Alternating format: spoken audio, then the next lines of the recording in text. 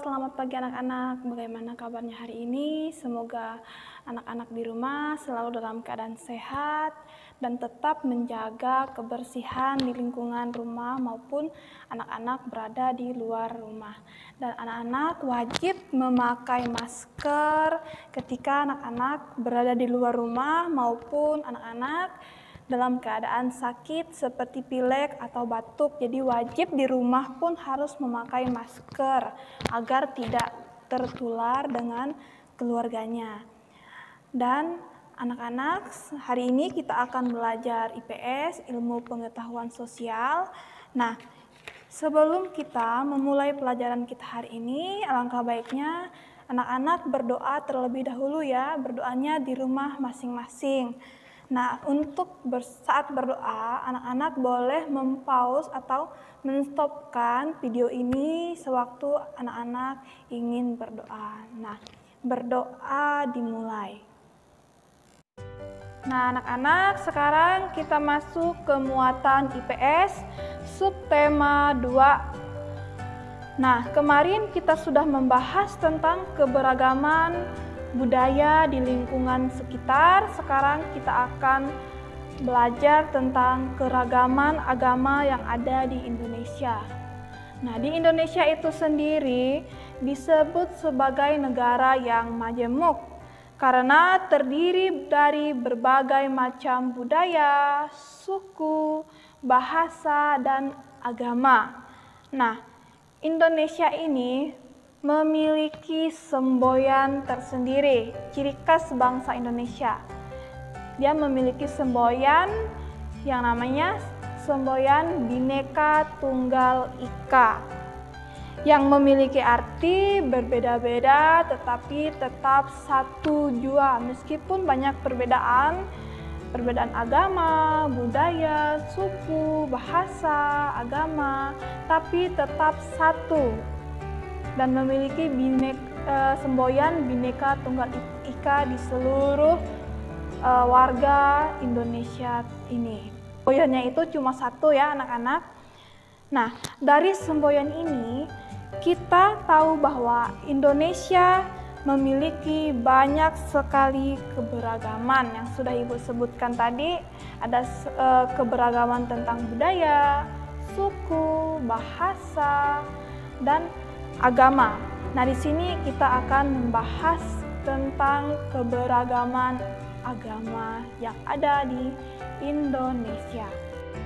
Keberagaman ini membuat masyarakat Indonesia itu disebut negara yang majemuk yang sudah Ibu jelaskan tadi. Nah, di sini mungkin anak-anak bertanya, apa sih majemuk itu, Bu Guru? Apa sih kok bisa dikatakan majemuk negara Indonesia ini? Nah, di sini majemuk itu artinya terdiri dari beberapa bagian yang merupakan kesatuan. Nah, tadi bagian-bagiannya itu yang masuknya Indonesia sebagai negara yang majemuk, dia memiliki bahasa, suku, budaya, dan agama. Nah, semuanya ini disatukan menjadi satu, meskipun dia banyak tetapi dia satu kesatuan. Nah, itu ngapa dikatakan sebagai negara yang majemuk. Nah, itu tadi ya anak-anak.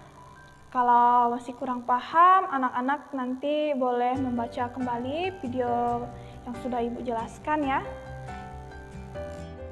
Nah, di Indonesia ini khususnya keberagaman agama yang dimiliki antara lain ada agama Islam, agama Kristen, Buddha, Hindu, dan Konghucu.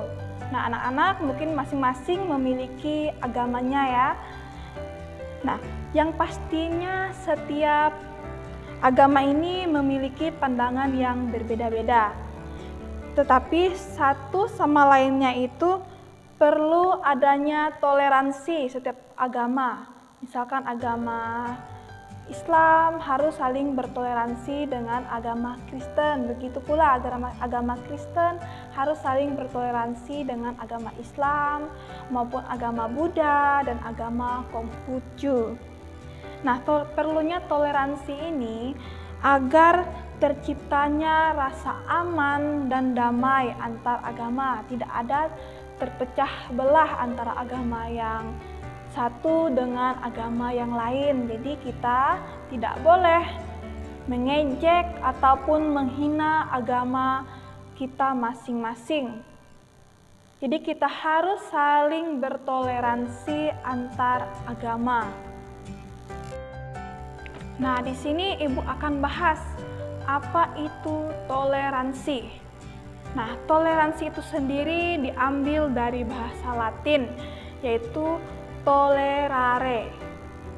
Nah, toleransi ini memiliki arti yang sabar dan bisa menahan diri. Ini pengertian dari toleransi yang umum ya.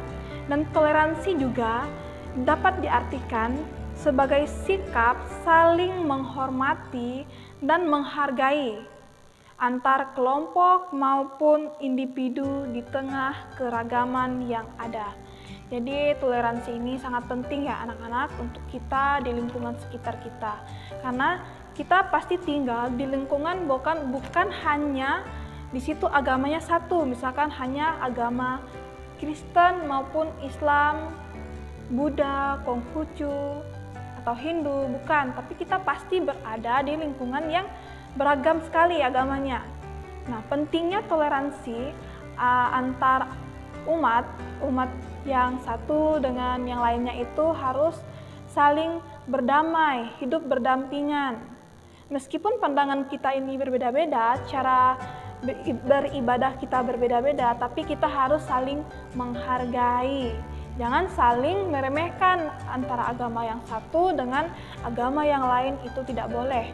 Jadi anak-anak harus menanamkan sikap toleransi antar sesama agar terciptanya damai antar umat beragama. Kemudian kita akan membahas tentang apa itu toleransi beragama. Nah, toleransi beragama itu sendiri adalah sikap saling menghargai dan menghormati antara masing-masing pemeluk agama. Nah, kita harus saling menghargai seperti yang sudah Ibu bilang tadi, kita harus saling menghormati, menghargai, tidak mengejek, tidak mengolok agama lain. Nah, mencakup masalah keyakinan ini di dalam diri manusia yang berhubungan dengan ketuhanan yang diyakininya. Nah, jadi kita semua ini punya keyakinan masing-masing, cara beribadah masing-masing, tapi tujuan kita itu tetap satu, yaitu kita menyembah Tuhan kita masing-masing, tapi dengan cara yang berbeda-beda. Nah, perbedaan inilah yang menunjukkan bahwa Indonesia itu sebagai negara yang majemuk, memiliki banyak sekali perbedaan, tetapi kita harus menanamkan toleransi di setiap perbedaan itu agar tercipta rasa damai, rasa aman antar kita semua. Nah, jadi anak-anak, agama inilah yang punya peran penting untuk merubah dan menyatukan dalam kebaikan menuju keindahan dalam kesatuan. Nah, oleh karena itu, kalian sebagai generasi anak bangsa untuk selalu cerdas dalam berpikir dan pola pikir kalian juga harus luas agar terjalin dalam satu ikatan bangsa Indonesia sebagai satu kesatuan negara yang utuh dan berdaulat tanpa perpecahan. Meskipun agama kita itu berbeda-beda, tetapi kita harus saling menanamkan toleransi. Karena anak-anak sebagai generasi penerus bangsa, mulai sekarang anak-anak harus menerapkan sikap toleransi terhadap umat beragama. Ya, anak-anak, sampai di sini apakah anak-anak sudah paham dengan materi yang Ibu sampaikan? Nah, selanjutnya Ibu akan menampilkan tabel yang berisi agama, kitab suci yang dipakai oleh agama itu sendiri, ada tempat ibadah dan hari besar keagamaan agama itu sendiri. Nah, perhatikan tabel di samping ya anak-anak. Nah, kita lihat di situ ada tabel untuk yang pertama itu agama Islam. Nah, untuk agama Islam ini dia memiliki kitab suci yang namanya Al-Quran. Nah, kemudian tempat ibadahnya itu di masjid.